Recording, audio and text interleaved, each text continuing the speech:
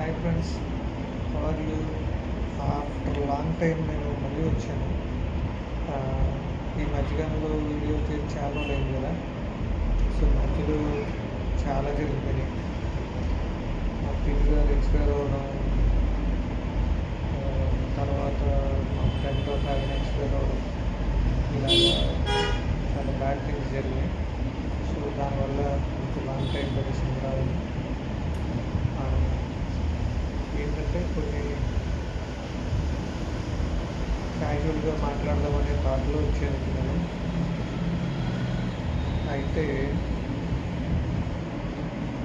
ఇప్పుడు job purpose Covid తర్వాత పాపం చాలామందికి చాలా ఇబ్బందులు అవుతున్నాయి. జాబ్ చేయలేకపోవడం, ప్లస్ ఎప్పటి నుండో ఉన్న ఫీల్డ్ నాలాంటి మిడిల్ ఏజ్ వాళ్ళకి 40-45 దాటిన వాళ్ళకి జాబ్ దొరకడం చాలా కష్టం అవడం. అసలు 40-45 ఇయర్స్ దాటిన వాళ్ళకి బయటికి వెళ్తే జాబులు దొరకకపోవడం అది ఉంది. దానికి మీకు ఏమైనా థాట్స్ ఏమైనా ఉంటే కనుక నాతో షేర్ చేయగలరు అనుకుంటున్నాను. నేను చాలామంది ఉన్నారు యాక్చువల్లీ, ప్లస్ బిజినెస్ ఓన్గా పెట్టుకున్న వాళ్ళు, బిజినెస్లు కూడా చాలా మధ్యకాలంలో నాకే మా సర్కిల్లోనే చాలామంది ఉన్నారు అలాగే.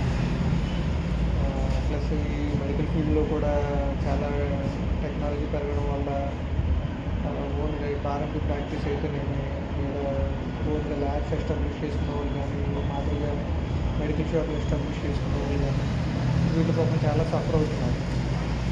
ఎందుకంటే వీళ్ళకి సరైన బిజినెస్లు ఉండట్లేదు. ఇప్పుడు నేనే ఉన్నాను, నాది ఇంతకుముందు నాది ఒక్కటే ఉండేది.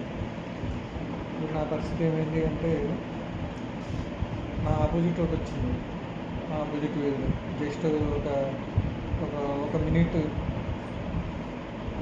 2 మినిట్స్లో చేరేంత దూరం, 1 మినిట్ 2 మినిట్ చేరేంత దూరంలో లెఫ్ట్, ప్లస్ కొంచెం టర్న్ చేయగానే 2-3 క్లినిక్లు ఉన్నాయి. సో ఇలా అయిపోవడం మూలంగా ఎవరికాళ్ళు ఫీల్డ్లో చాలా బాగుంది అనేసి ఇదే ఫీల్డ్లోకి వచ్చేసి వాళ్ళు కూడా పాష్గా పెట్టి అది ఇది ఎవరికాళ్ళు సఫర్ అవుతూనే ఉన్నారు. ఎవరికాళ్ళు వాళ్ళు అనుకున్న టార్గెట్స్ కూడా రావట్లేదు. ప్లస్ వీళ్ళు పక్క దాన్ని షేర్ చేసుకోవడం మూలంగా ఇద్దరు నష్టపోతున్నారు. సో ఓన్గా బిజినెస్ పెట్టేవాళ్ళు కొంచెం ఆలోచించి పెడితే బాగుంటుంది. అదొకటి. ప్లస్ ఈ డిస్కౌంట్స్ కూడా మెడికల్లో ఇచ్చే డిస్కౌంట్స్ కానీ, ఆన్లైన్ కానీ, ల్యాబులు లేకుండానే ఆన్లైన్లో డిజిటల్ ల్యాబ్స్ అని ఓపెన్ చేసేసి, ప్లస్ పేషెంట్స్ కూడా ఏంటి అంటే ఎంత తక్కువకి వస్తుంది అని అనుకుంటున్నారు కానీ ఎంత క్వాలిటీ వస్తుంది అనేది ఎక్స్పెక్ట్ చేయట్లేదు. సీనియారిటీకి వాల్యూ లేదు ఇక్కడ. సో తక్కువ వస్తుందా లేదా అంతే. సో సీనియారిటీకి వాల్యూ ఇస్తే వాళ్ళకి క్వాలిటీ వస్తుంది. సో డాక్టర్కి 4-5 సార్లు తిరగాల్సిన వాళ్ళు ఒకసారిలోనే అయిపోతుంది. ఎందుకంటే రిపోర్ట్స్ యాక్యురేట్గా వస్తేనే ట్రీట్మెంట్ యాక్యురేట్గా ఉంటుంది. సో ఆ పాయింట్ ఆఫ్ వ్యూలో కూడా పేషెంట్స్ చాలామంది థింక్ చేయట్లేదు. వీళ్ళు ఇంటర్మీడియట్ పీపుల్ కొంచెం తక్కువకి వస్తుందనే పాయింట్ని ఎక్కువ క్యాచ్ చేస్తున్నారు. సో ఈ తక్కువ ఇవ్వాలి అనే దాంట్లోనే వీళ్ళు దందాలు స్టార్ట్ చేస్తున్నారు. మీన్స్ అంటే లోపల ఎంత యాక్యురేట్గా చేస్తున్నారు అనేది క్వశ్చన్ మార్క్ అయిపోయింది. చాలా యాక్యురేట్గా ఇచ్చే ల్యాబ్స్ కూడా ఎప్పుడు వాడు డిస్కౌంట్ ఇస్తున్నాడంటే బిజినెస్ గురించి ఆలోచిస్తున్నట్టు కానీ, పేషెంట్ గురించి ఆలోచిస్తున్నట్టు కానీ, పేషెంట్ గురించి ఆలోచించే డాక్టర్స్ కానీ, టెక్నీషియన్స్ కానీ, మెడికల్ షాపులు కానీ వీళ్ళు చాలా వాల్యుబుల్. వాళ్ళు ఉండడం మూలంగానే పేషెంట్స్ కొంచెం బెటర్గా ఉన్నారు. వాళ్ళు కూడా స్వార్థంగా తయారైపోతారు. బిజినెస్ గురించి మాత్రమే ఆలోచిస్తే పేషెంట్స్ తిరుగుతూనే ఉంటారు హాస్పిటల్స్కి. 70% పీపుల్ అంటే ఓన్లీ వాంటెడ్లీ తెచ్చుకున్న రోగాలతోనే తిరుగుతున్నారంట హాస్పిటల్ చుట్టూ. ఒక సర్వేలో తేలింది. అంటే మనకి రోగాలు రావట్లేదు, మనం రప్పించుకుంటున్నాం అన్నమాట. ఎలాగని ఇది తక్కువకి వస్తుంది, అది తక్కువకి వస్తుంది అనేసి, లేదా ట్రై చేద్దామని చెప్పి వేరే ఏయో డైట్లు వస్తున్నాయి. ఆ డైట్లన్నీ ట్రై చేసి ఆర్గానిక్గా ఉన్న బాడీని ఇన్ఆర్గానిక్ చేసి దాంట్లో ఈ డైట్లని ఆ డైట్లని కిడ్నీస్ మీద, లివర్ మీద ప్రభావం చూపించి ఇలా వచ్చే రోగాలతో ఎక్కువ సఫర్ అయిపోతూ ఉన్నారు పీపుల్.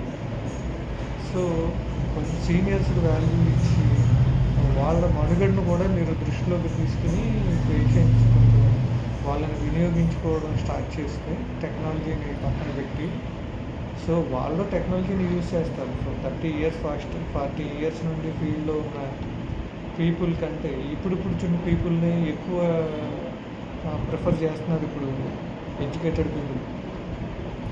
సో ఈ ఎడ్యుకేటెడ్ పీపుల్ చేసేది ఏంటి అని అంటే పాత తరాన్ని వదిలేస్తున్నారు. దానివల్ల ఆర్గానిక్ లెవెల్లో దాటి అది ఇన్ఆర్గానిక్గా తయారయ్యి టాక్సిక్ లెవెల్కి చేరిపోతుంది.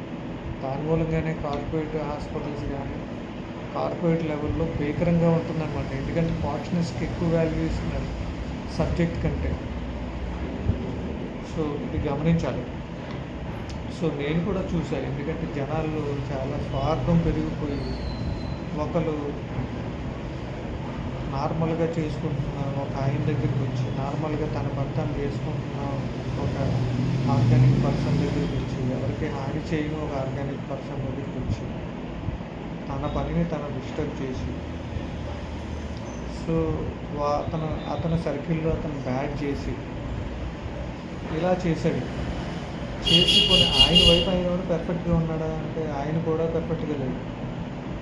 సో ఈ మధ్యకాలంలో నేను చూసిందండి, ఆయన కూడా పర్ఫెక్ట్గా లేడు, వాళ్ళ కుటుంబం కూడా పర్ఫెక్ట్గా లేదు.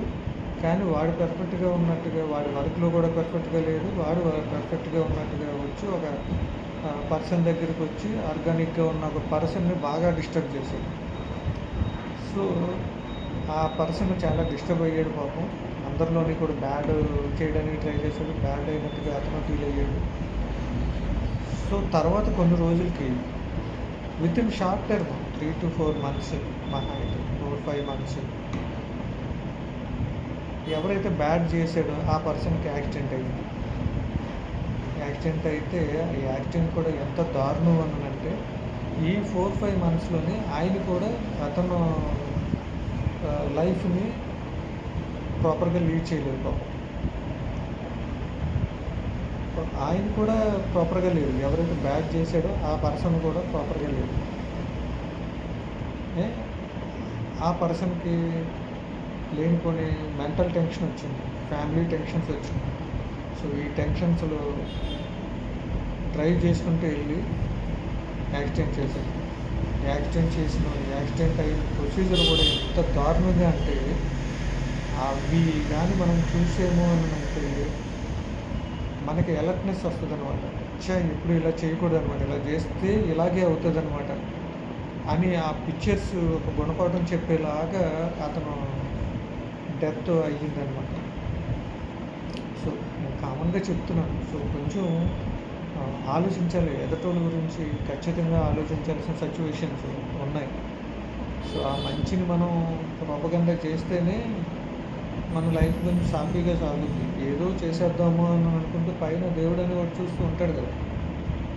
సో కొంచెం పక్కోళ్ళ గురించి కూడా ఆలోచించాలని నా ఉద్దేశం.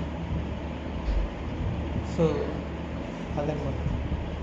Thank you friends. మళ్ళీ కొత్త విషయంతో మళ్ళీ కలుద్దాం. బాయ్.